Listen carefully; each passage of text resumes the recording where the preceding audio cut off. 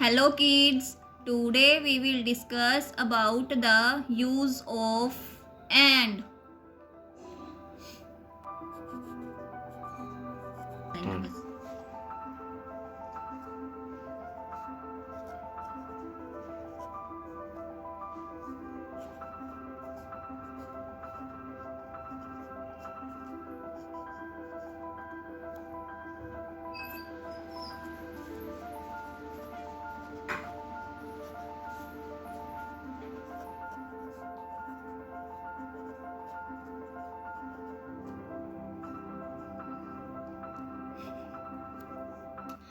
And is used to join the two words or sentences. For example,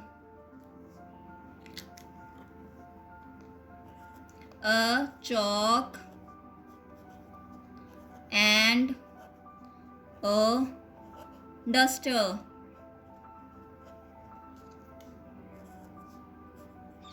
A table and a chair.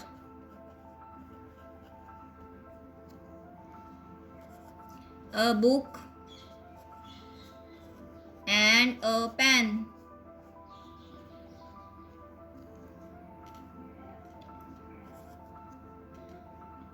A milk and a cookie.